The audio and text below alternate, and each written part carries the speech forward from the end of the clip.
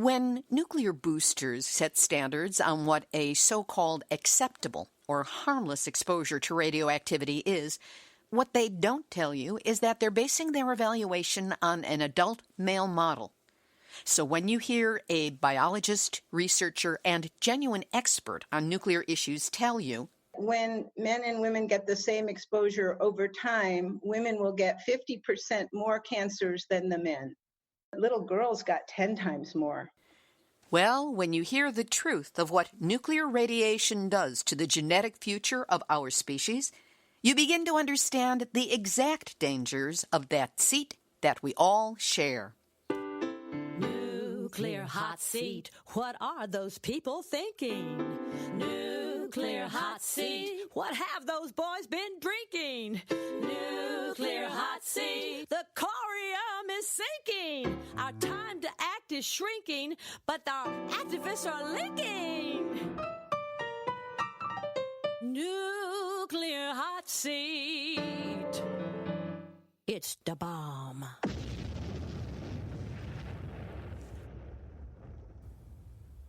Welcome to Nuclear Hotseat, the weekly international news magazine keeping you up to date on all things nuclear from a different perspective. My name is Libby Halevi. I'm the producer and host, as well as a survivor of the nuclear accident at 3 Mile Island from just 1 mile away. So I know what can happen when those nuclear so-called experts get it wrong. This week, an interview Nuclear Hotseat conducted for International Women's Day programming on KPFA-FM in San Francisco. It's an in-depth talk with Mary Olson of Gender and Radiation Project.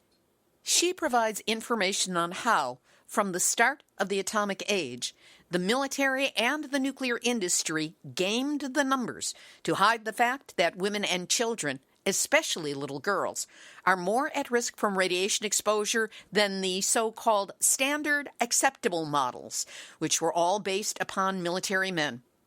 We will also have nuclear news from around the world, numbnuts of the week for outstanding nuclear boneheadedness, and more honest nuclear information than can penetrate our current focus on COVID-19, which will be part of today's report as well.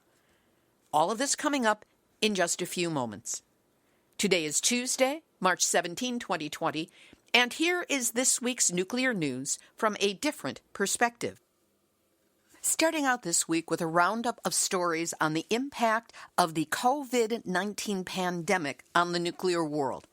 The problems are widespread, as you will hear, but one piece of it is so egregious that we must start out with Nuclear hot seat, nuclear hot seat, nuclear hot seat, nuts of the week. In Greece, home of the Olympics, the Greek Olympic Committee lit the torch for this year's games and the start of the torch relay on Thursday, March 12. And on Friday, March 13, the Greek Olympic Committee suspended the rest of the torch relay because of the unexpectedly large crowd that had gathered to watch, despite repeated requests to the public to stay away to prevent the spread of coronavirus. They have also suspended the rest of the torch run in Greece and will simply be handing over the Olympic flame to the Tokyo Organizing Committee on March 19 at the stadium in Athens where the first modern Olympic Games were held in 1896. And Japan is planning to go right ahead with running that sucker through Fukushima Prefecture starting on March 26th. They have made no changes in their plans. We've been trying to get them to stop it because it's a radioactive area with known hotspots.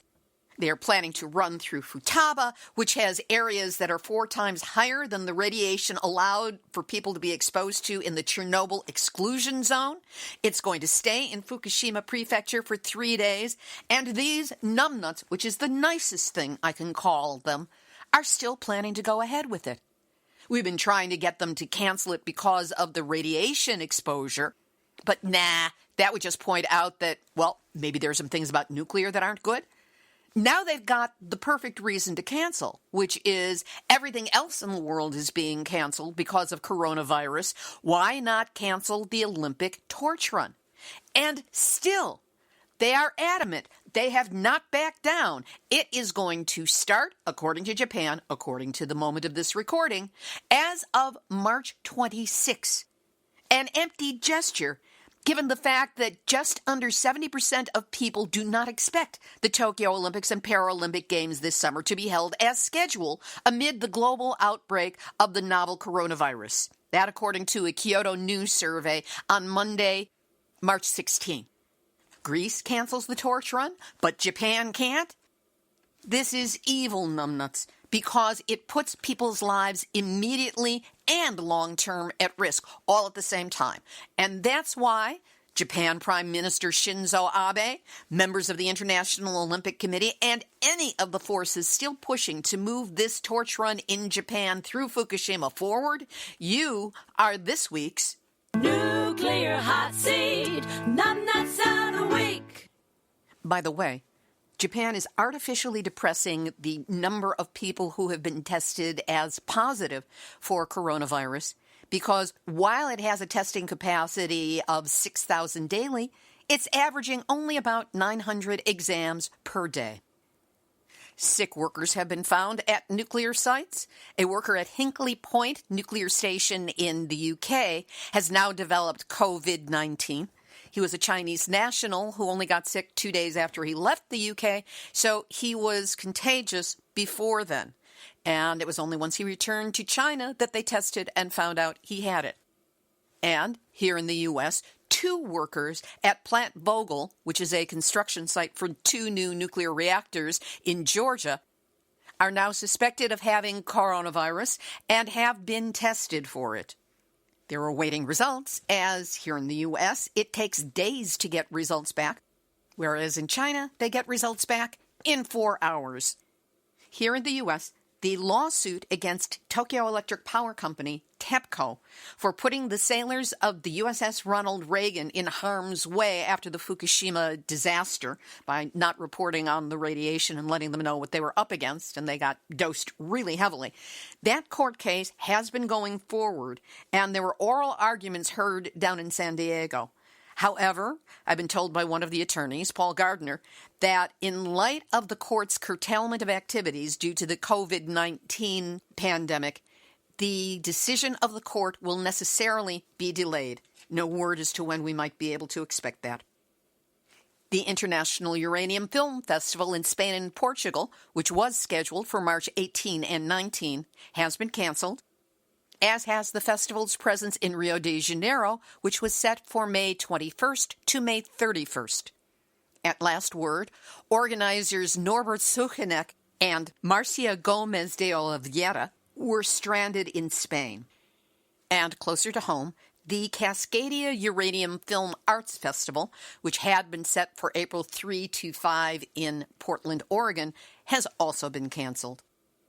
And there is an excellent article on what the Fukushima meltdowns taught us about how to respond to coronavirus, written by 2 members of the SafeCast Radiation Monitoring Group, Sean Bonner and Asby Brown. We will link to that on our website, nuclearhotseat.com, under this episode, number 456. In Japan, Reporters Without Borders have urged that country to stop pressuring the media on Fukushima-related topics. Since the accident, the media have consistently encountered pressure and censorship attempts when trying to investigate the topic. Cedric Alviani, Reporters Without Borders East Asia Bureau head, said, "It is essential for the public to access independent information on the accurate radiation levels. The government is currently encouraging the remaining evacuees to settle back to the contaminated areas, but it must be fully transparent on the health hazard residents would be exposed to. They are asking for full access for all journalists, including foreign correspondents and freelancers, to the contaminated sites and to all raw data available." Many Japanese journalists denounce heavy self-censorship in the media, which they attribute to the government and nuclear lobby's efforts at concealing information seen as giving a negative image, put that in quotes, of Japan and hindering the preparation of the 2020 Olympic Games. One of the stories having a difficult time getting out is about the February 18th raid by the Tokyo Metropolitan Police Department on the residential tent, meaning the home of someone who has been protesting the Olympic Games. The person was charged with suspicion of having kept an incorrect address on the government-issued license card, meaning driving license. And on the basis of that minor point, confiscated a laptop, a mobile phone, notebooks, ID card, bank card, and many other items with this person's personal information. Posted by the group Hangorin no Kai, meaning No Olympics 2020, the group said, "We firmly believe that this search was simply part of the state repression campaign targeting those who stand against the Olympics." But Japan's publications are happy to publish feel-good articles trying to convince everyone that things are A-OK with everything around the Olympics. This article was about surfs up in Fukushima 9 years after the nuclear accident. This was numbnuts adjacent. It almost made it. It's about a 64-year-old who surfs every morning on the beach at Minamasoma, which is around 30 kilometers or 18 miles north of the remains of the triple meltdown Fukushima Daiichi nuclear facility. Koji Suzuki says that after the earthquake, tsunami, and nuclear accident began, I lost my house, my job, my shop, my mother died while evacuated, and my father followed within months. I lost everything except my surfing. Why this article? Because in 2020, surfing, if the Olympics are still held, is going to be making its Olympic debut. And the competition will be held on Tsurugasaki Beach in Chiba Prefecture, to the south of Fukushima Daiichi, in waters where fish that are caught are still prevented from being imported to multiple countries. Despite his surfing, Koji Suzuki said, "Fukushima will never recover. I can never go back to the same place where I used to live and run my shop. Fukushima will be stigmatized in history forever." The Japanese government and TEPCO have been ordered by a court to compensate Fukushima evacuees in Hokkaido. This is the 7th case where both the government and Tokyo Electric Power Company were ordered to pay damages. In 4 other cases, only TEPCO was ordered to pay damages. Now, the amount of the compensation is 52.9 million yen, which sounds like a lot, except in U.S. dollars, that's only $490,000. Split between the 89 plaintiffs, that comes to a whopping $5,500 and change for each one of them. In the U.S., the National Nuclear Security Administration, or NNSA, is a semi-autonomous arm of the Department of Energy. It handles the development of nuclear warheads, with plans to modernize or redesign them. And the White House has asked for more than $46 billion for their nuclear programs in fiscal 2021 alone. That would include almost $29 billion for the Department of Defense to develop the delivery systems, such as the B-21 bomber, and the new replacement for intercontinental ballistic missiles. $15.5 billion would be going for NNSA's nuclear weapons account, and another $1.7 billion, a pittance really in all of this, for nuclear reactor work. Meanwhile, the NNSA has announced that it will not complete a new site-wide environmental impact statement for the Los Alamos National Laboratory. The last statewide environmental impact statement was in 2008. Since that time, a catastrophic wildfire burned to the western boundary of the lab, an exploding radioactive waste drum improperly prepared by Los Alamos shut down the waste isolation pilot plant for 3 years and cost taxpayers $3 billion to reopen. And too many incidents to mention here are part of Los Alamos' long track record of chronic nuclear safety incidences, all of which remain unresolved. And the very busy NNSA has also determined that it is going to use facilities at Portsmouth and Paducah, Kentucky, to convert depleted uranium that apparently is very messy to a high-purity depleted uranium that can then be used to make parts for nuclear weapons and for downblending highly enriched uranium into low-enriched uranium. We're going to have to get Vina Kali back on this show to explain what this story is all about.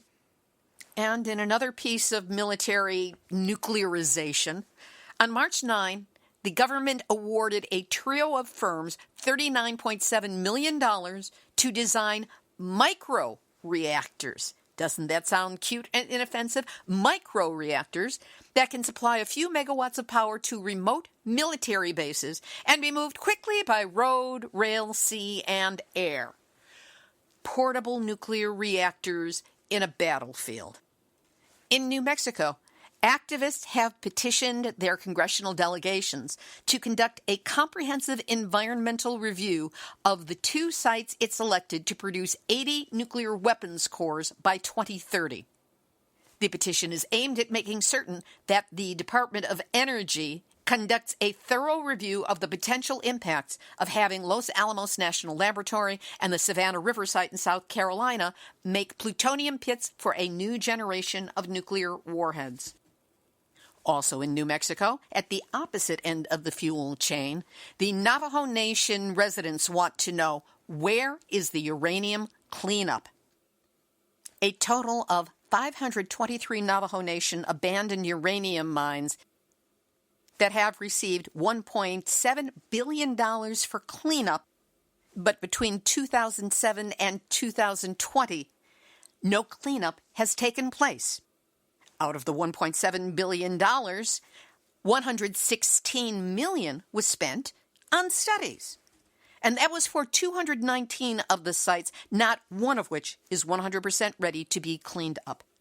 At a recent community meeting on these issues, Teresita Kiana, one of the members of Navajo Nation, said that uranium mining robbed her family of their health, peace of mind, and way of life, and said, "We shouldn't be considered expendable.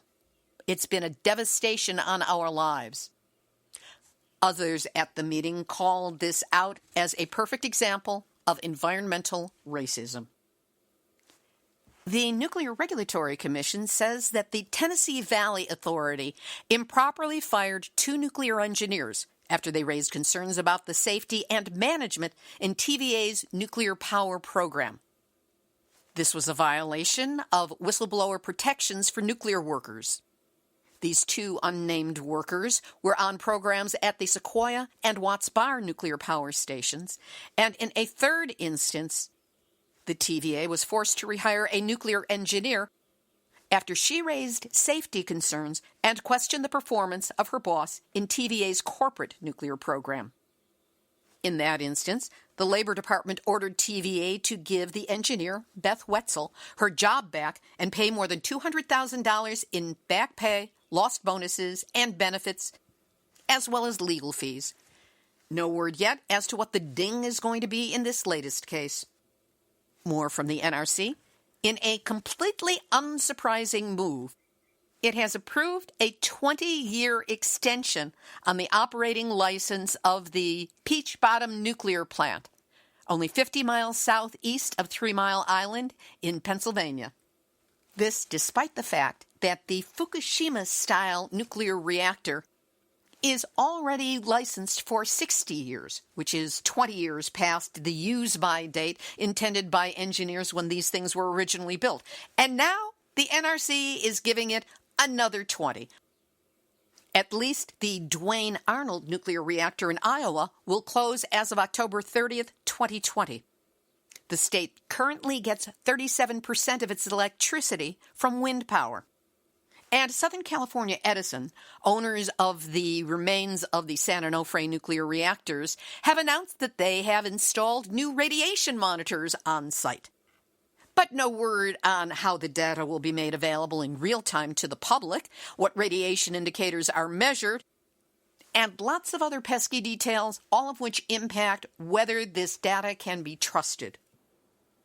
We'll have this week's featured interview in just a moment, but first, with the coronavirus taking over the news cycle, it's becoming even harder than usual to learn the truth about nuclear issues and nightmares.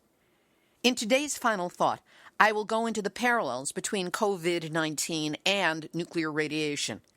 But no matter what happens with that virus, radioactivity created by the entire nuclear fuel chain, from uranium mining to bombs, nuclear reactors, and a millennia of plutonium-contaminated waste, all of that radioactivity is going to keep doing what it has always done: plow a subatomic path through the world and our bodies, damaging cells, causing disease, mutating DNA, and threatening life. So after you finish washing your hands, buying the groceries, and self-quarantining, pull yourself out of that rabbit hole of Facebook COVID links and help us out here at Nuclear Hotseat with the other long-lived invisible threat to human life and safety: nuclear radiation. Knowledge is power, and the information that we share here on Nuclear Hotseat every week helps you understand what the nuclear problems are that we face and what we can do about them, both politically and personally. Now, Nuclear Hotseat is dependent upon donations to meet our monthly expenses, so please help us out with a donation. We make it easy. Just go to nuclearhotseat.com, scroll down just a little bit, and click on the big red donate button to send a donation of any size. And to send us a monthly $5, just click on the big green donate button at nuclearhotseat.com. Please do what you can now, and know that however much you can help, I'm deeply grateful that you're listening and that you care. Now, here's this week's featured interview. For International Women's Day on March 8th, a special episode of Nuclear Hotseat was produced that was broadcast in San Francisco on KPFA-FM. In it, we explored the disproportionate impact of nuclear radiation on the health of women, and especially little girls, with guest Mary Olson. She spent 28 years as a staff biologist and policy analyst at Nuclear Information and Resource Service, working for the greater health and protection of people in communities impacted by nuclear activities. Now, she is founder and acting director of Gender and Radiation Impact Project at genderandradiation.org. We spoke about her groundbreaking work on Monday, February 17, 2020. Mary Olson, thanks so much for joining us here on Nuclear Hotseat. Thanks for inviting me, Libby. Mary, I believe one of the reasons why people are not more alarmed about their exposure to nuclear radioactivity is that they simply don't understand it. Briefly, what is it, where does it come from, and what does it do to our bodies and our health?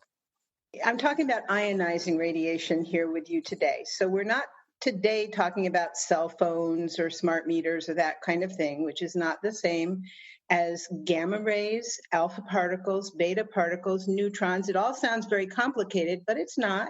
These are charged particles and energetic waves that can disrupt both the structures of cells and much more easily the chemistry of cells, both of which can lead to disease.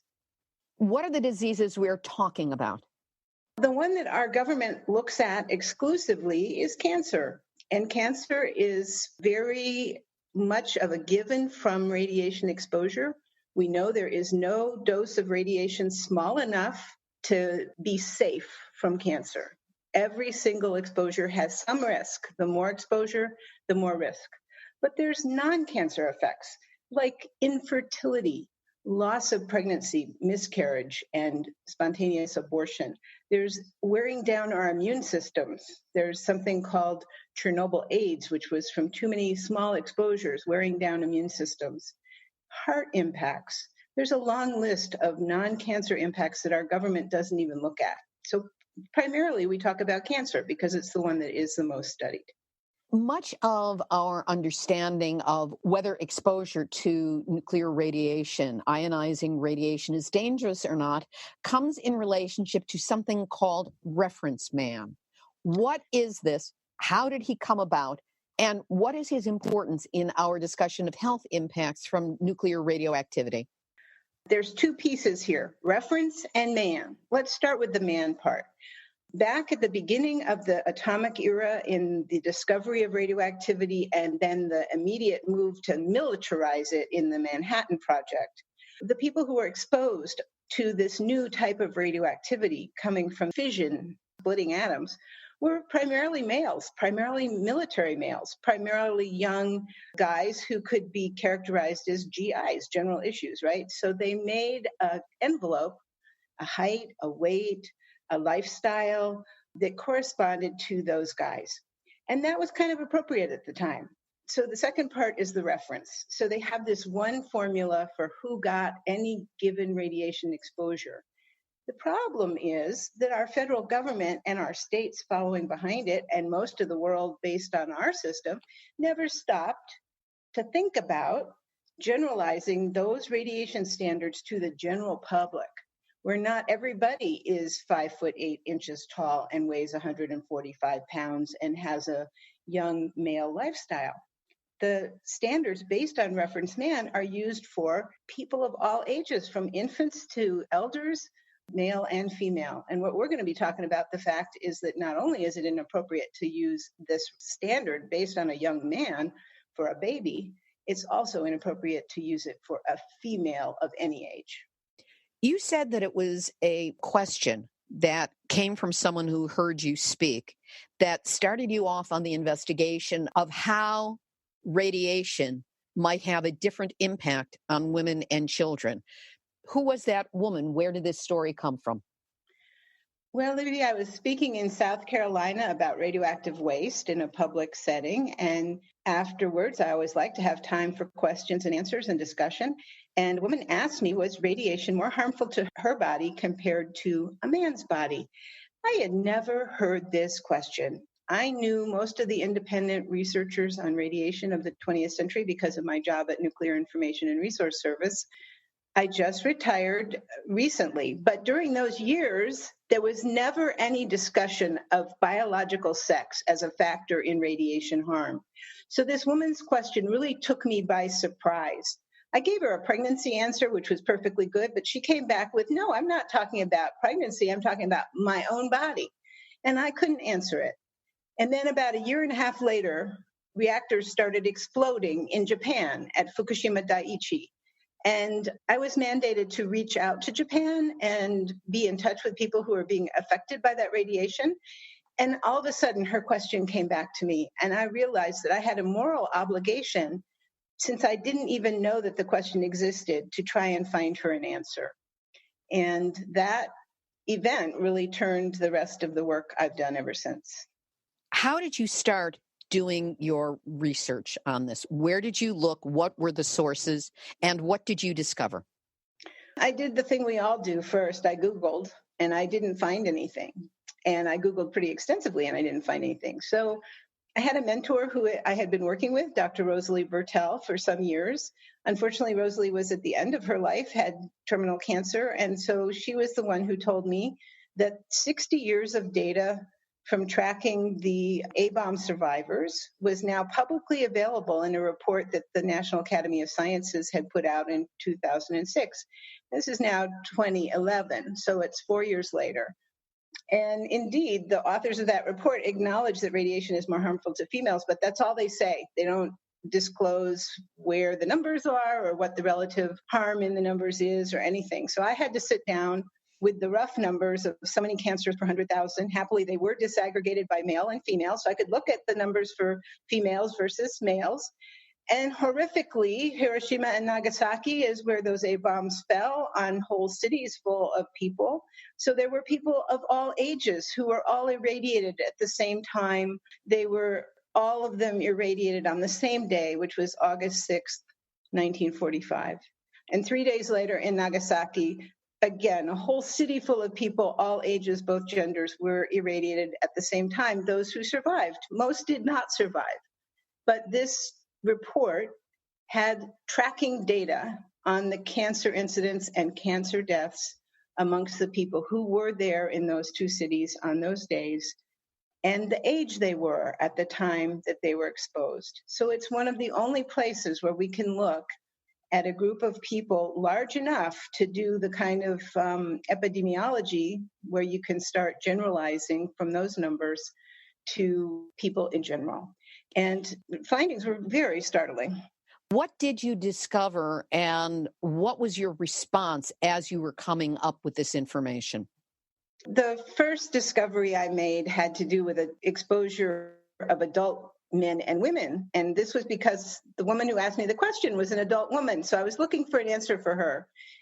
And I discovered that when men and women get the same exposure over time, women will get 50% more cancers than the men. For every 2 men who died of cancer in the study group of A-bomb survivors, for every 2 men who died, 3 women died of cancer.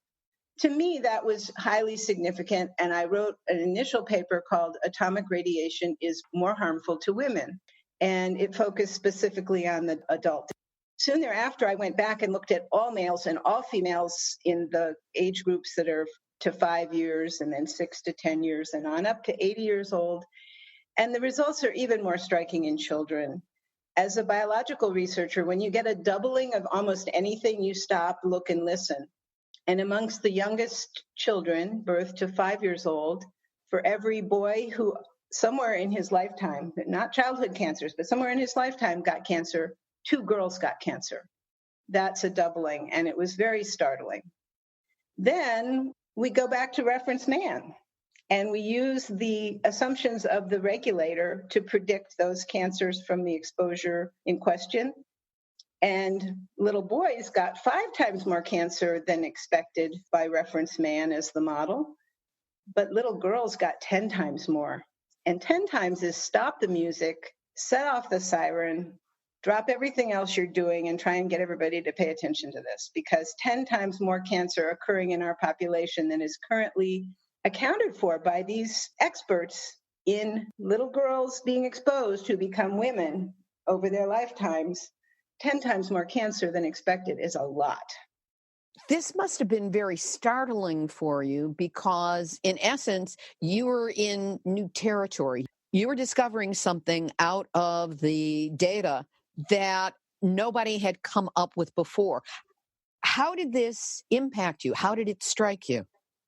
You know, Libby, I had missed a memo about a previous publication from Institute for Energy and Environmental Research, but working full-time in this field, I'm Googling, I'm talking to people. I even published my first paper, and I still didn't know about that other paper. So the answer is, it's like being surrounded by a cone of silence, as they say in some media, and invisible, completely invisible. You know, they only use this little point called reference man on this whole big wad of information we now have. They're ignoring the rest. So it makes me feel a little bit muted, a little bit wrapped in cotton, if you will, but we're talking about it. How does the use of reference man as the exclusive standard work against our understanding of the impact of radiation exposure?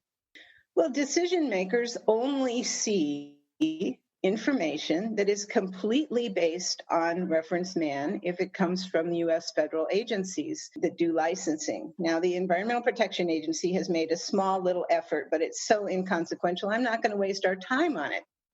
Our federal agencies look at everything in terms of a population, and they claim that reference man is representative of the human population. They don't understand that little boys and little girls are part of our life cycle.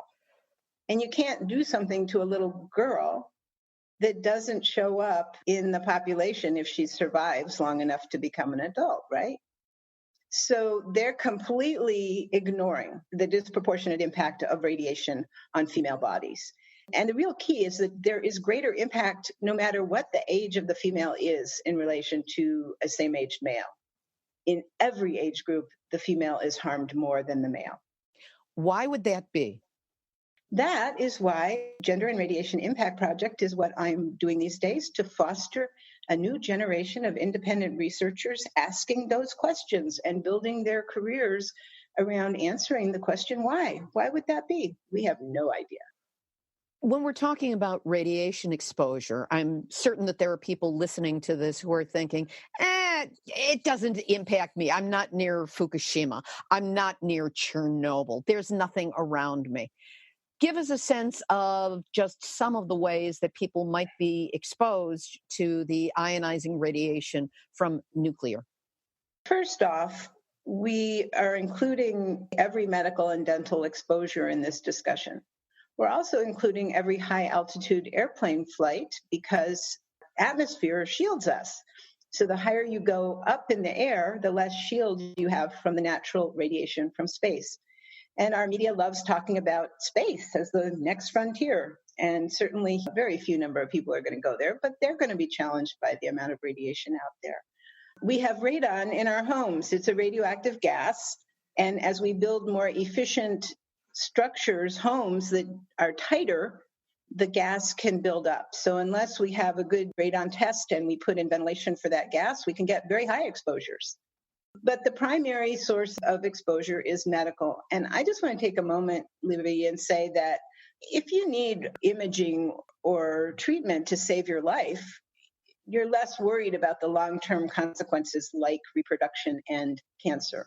So I always share that I indeed had CAT scans to have my ankle replaced, but I had them over the age of 50 and well past childbearing. I think we need to be smart in our decisions about this because every single one of those exposures we now know can add up in a cumulative fashion and result in the same level of risk as a higher exposure. They aren't like pouring little teeny drinks, oh, it didn't affect us. Oh, yeah, it does. What about radioactivity from, say, leftover fallout from the atmospheric bomb tests or from nuclear reactors? Is that also an issue? Absolutely. Primary example of this is sequestration of cesium that is very radioactive and very harmful to our bodies, taken up by trees. And in the northeastern United States, they discovered wood ash was pretty radioactive, and they figured out that the trees had stored the cesium, and people who heated with the wood then brought it back in and recycled it out into the atmosphere. The same thing happens with brush fires around Chernobyl, and I'm sure in the future in Japan. They've had more flooding problems than fire problems, but every time there is a fire of this vegetation that has absorbed the radioactivity, it gets remobilized into the smoke. And certainly the 2,000 detonations of nuclear weapons, all but 2 of them as tests on our planet, basically constitute a nuclear war without the war. And the fallout from those tests is cloaking the entire northern hemisphere and parts of the southern hemisphere with persistent radioactivity that were basically only 1 to 2 half-lives. And now we're getting into the complicated stuff, but it basically means, hell yeah, there's a lot more radioactivity still out there that's in our food and in our water.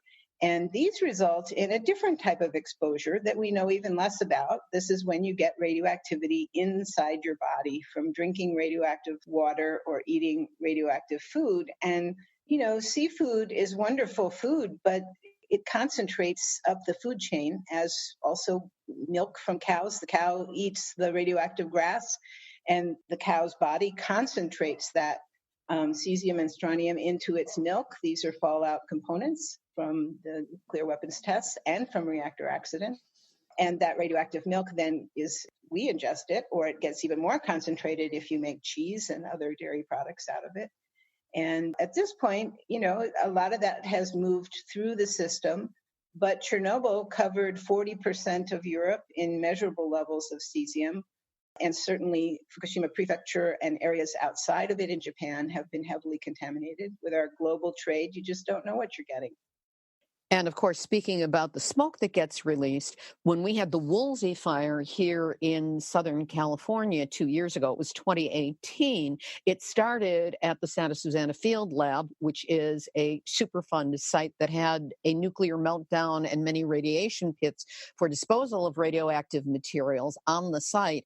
And those were aerosolized as well. There are still tests coming back, but it's showing that it's not distant places that will put us at risk from radioactivity and the exposure to it, but it can be in our own backyards, whether we are aware of it or not. Indeed. Nuclear power reactors are in over 30 states in the United States, and there's over 90 of them still operating, even though they're shutting down more rapidly than they will ever be built again. but they emit radioactivity on an ongoing basis that is, they say, okay for reference man, but there's no evaluation of the emissions from either nuclear power reactors or nuclear weapons production factories or any of the research labs like the one that you just cited that had that terrible fire and absolutely resulted in radioactive release. There was no way it did not. But these other sites have radioactive releases in an ongoing basis that are not evaluated for babies. They're only evaluated for reference man. Now, you were asked to present this information to the United Nations in 2015. Who was that made to, and what was the impact of the presentation? We held a side session during the review of the Nuclear Non-Proliferation Treaty, and the we included the nations of Ireland, Austria, Sweden, and several smaller island nations. And there were over 300 people who attended. And the thrust of our presentations, I was one of a panel of 4 speakers.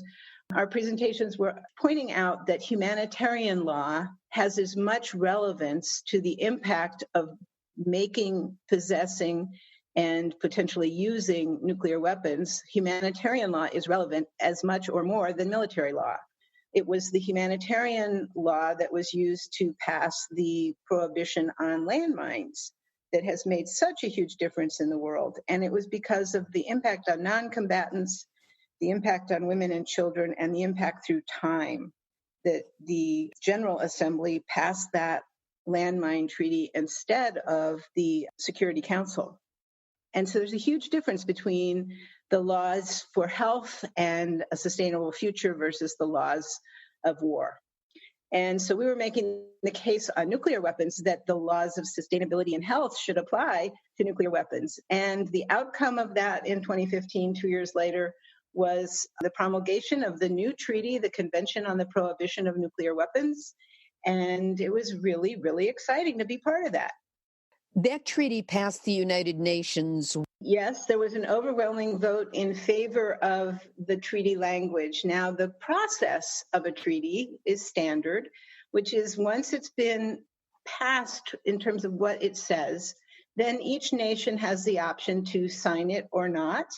And once it signs it, it has to ratify it, which in the United States means that the U.S. Senate has to also agree, not just the ambassador to the UN, who would act on behalf of the president and the executive branch. So right now, the status is 81 nations have signed this new treaty prohibiting nuclear weapons, and 35 have ratified. When 15 more, when it hits 50 nations have ratified, it will go into force. And then nuclear weapons will be in the same category as chemical and biological weapons are today. They will be effectively illegal to own, to build, and to sell, and to use. Nobody goes marching into somebody else's nation to demilitarize part of their arsenal. So it's a voluntary process, but it will totally change the tilt of the table. And again, I'm just super thrilled to have contributed to that. There's even a little paragraph in the preamble that mentions this work. It's a profound impact that you've had with this research and with what you've been able to share. You also have an observation about a key change you would like to see come about in terms of how we refer to exposure to nuclear radiation. My recommended first step for addressing the disproportionate impact of radiation on girls and women is for our regulators to create and adopt a reference little girl. And just like reference man is currently used to appraise every single radiation dose and the hazards that are associated with it, everybody would be assumed to be a reference little girl. Now, this is just a first step, but it would really ensure protection for females of every age and female bodies of all types, and begin to address our life cycle, protecting our life cycle instead of a quote-unquote population. We're speaking for a special International Women's Day slate of programs for KPFA in San Francisco. And That area has its own unique problems with radioactivity, just two of which are the former naval yard at Hunters Point, which is a Superfund site and a known site of radioactive materials, and also the existence of Lawrence Livermore National Laboratory up the coast, which is part of the nation's nuclear weapons complex. If people wish to become involved in nuclear issues in this area, where can they go and who can they connect with to learn more and find some actions they can get involved in? Tri-Valley Cares is in the Bay Area and has focused on Lawrence Livermore and its role in the entire nuclear weapons complex. They work at the local level, but definitely plug in at the national scope. And Western States Legal Foundation and Physicians for Social Responsibility, both in the San Francisco Bay Area, are wonderful conduits to the global work and the international campaigns. And I really encourage people to consider being involved with either or both. And one other is called Mothers for Peace, down where the only operating nuclear reactor in California today is located in San Luis Obispo. And the Mothers for Peace there have been watchdogs on that operation for many years.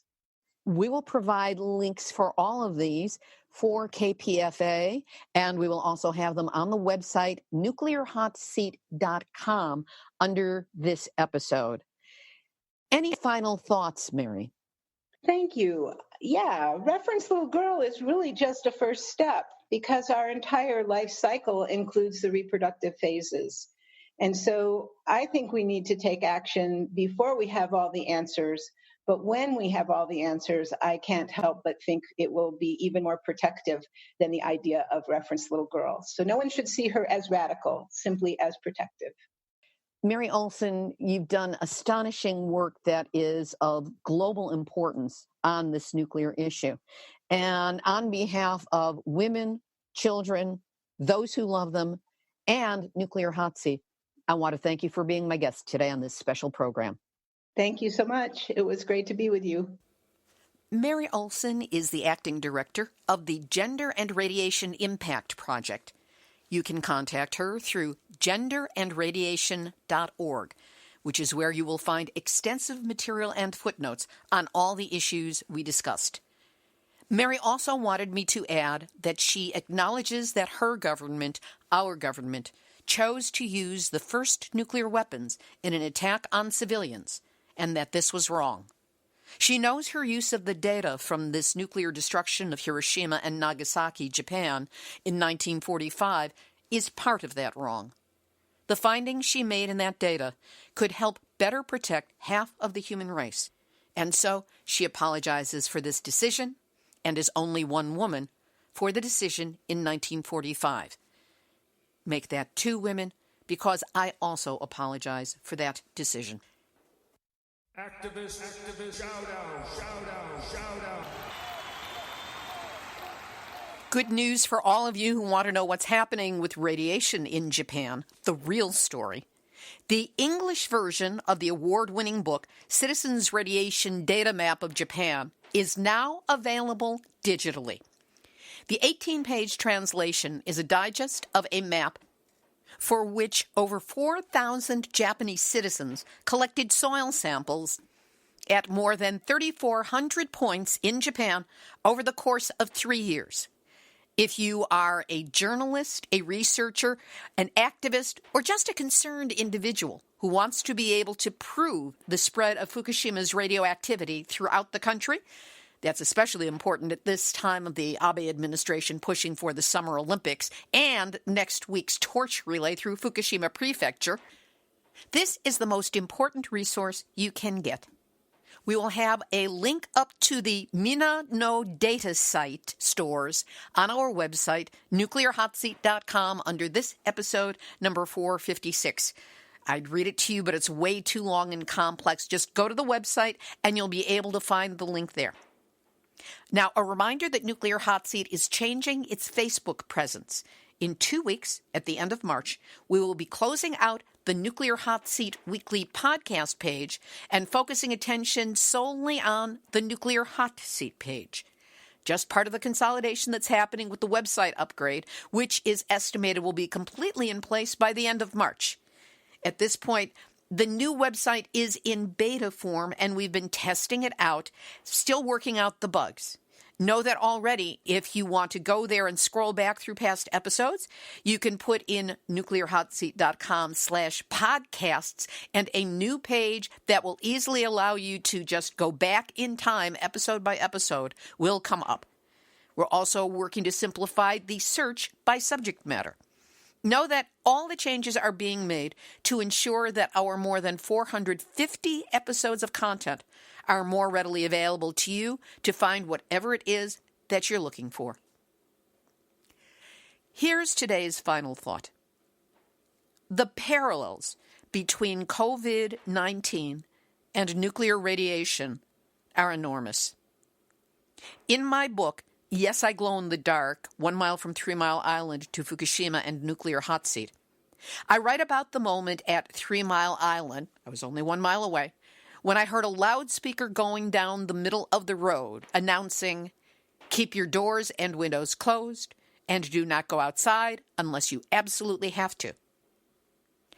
As regards COVID-19, the novel coronavirus, we are in that moment now. Only instead of listening for a bullhorn from an emergency vehicle slowly driving down the street, we're all online, catching the latest updates from what we hope is the safety of our homes. Once again, we the people are in the crosshairs of something invisible to the human senses. You can't see it, smell it, taste it, touch it, feel it. And yet, this virus is an existential threat to our health and our future. Something that cannot be talked, reasoned, gaslighted, or manipulated out of doing what it's going to do: attack cells and destroy life. The difference is that radiation takes years, decades, even generations until its true impact can be known. This virus's timeline is much shorter. Weeks, even days. Nuclear provides slow-motion destruction, so slow that it's easy to ignore, which is why it's so hard to get people to pay attention to our concerns. But COVID-19, that is right here, right now, real time, right before our very eyes, and seemingly moving faster every day. In essence, that loudspeaker has already gone down the middle of our national and planetary street, telling us all to stay indoors, not open our doors and windows, and not go outside unless we absolutely have to. That is the sound of life changing, possibly, if not probably, forever. But I've already been there and done that. And perhaps my experience at 3 Mile Island has prepared me for this, because I find myself thinking, what? Not again? And then knowing exactly what to do. Putting myself in self-quarantine for as long as it takes. I am not in denial. And if you're listening to this show, I'm willing to bet that neither are you. If anything, those of us who have been dealing with the reality of radiation dangers post-Fukushima, post-3 Mile Island, post-Hiroshima, Nagasaki, Trinity, Marshall Islands, and all the rest, we're in a better position than most to know how to deal with this latest existential crisis without freaking out. Many of us, because of our nuclear preparedness, already have at least 3 months' worth of supplies on hand, including masks and sanitizer. We know this fear, though from a different set of sources. It sucks, but at least we're not in denial and thinking, oh, I'll be fine, they're blowing it up out of proportion. We have no assurance that that is so. So let's err on the side of caution. And given the parallels between radiation and COVID-19, I'm thinking about doing some Facebook Lives or Zoom calls or some such to help deliver the message that we need to take precautions and we need to also keep grounded, keep centered, and not freak out. Now, admittedly, no one is immune. No one is the exception. Radiation, COVID-19, neither one cares who you are, how much money you have, where you live, the color of your skin, your religion, or your race. So I'm home alone, except for Munchkin, going out only for food and to walk the dog, in the belief that by taking proper actions now, immediately, with no exceptions, it will be possible for me to duck this invisible threat to my health and life, and on the far side of it all, look back with no regrets. Would that it would be that easy to be able to duck away from the impact of nuclear radiation. This has been Nuclear Hotseat for Tuesday, March 17, 2020. Material for this week's show has been researched and compiled from nuclear-news.net, deunrenard.wordpress.com, beyondnuclearinternational.com, the International Campaign to Abolish Nuclear Weapons, or ICAN, japantimes.co.jp, the Bulletin of the Atomic Scientists, yahoo.com, aikenstandard.com, the International Uranium Film Festival, lucien.uchicago.edu, hangorin.tumblr.com, japantoday.com, Reporters Without Borders, defensenews.com, somersetlive.co.uk, tri-valleycares.org, National Nuclear Workers for Justice, and PRESS, the Portsmouth Piketon Residents for Environmental Safety and Security. That comes with thanks to Vina Colley, as always. Economist.com, defensenews.com, timesfreepress.com, Santa Fe New Mexican.com, taosnews.com, navajotimes.com, Joseph Mangano and Radiation and Public Health at radiation.org, Paul Gunter and Beyond Nuclear International, yorkdispatch.com, the Samuel Lawrence Foundation, vcreporter.com, tri-cityherald.com, counterpunch.org, and listeners around the world who keep me informed as to what the nuclear situation looks like from their perspective. If you would like to be among the first to gain access to Nuclear Hotseat every week when it posts, you can go to our website, nuclearhotseat.com, scroll down for what is now going to be a yellow bar going across as opposed to a yellow box, fill it in with your name and your email address, and once a week you will get an email with a link to that week's show, as well as a short description of what is contained within. If you prefer, go to your favorite podcast site because we are all over the place, and you can subscribe with any of your favorite podcast platforms.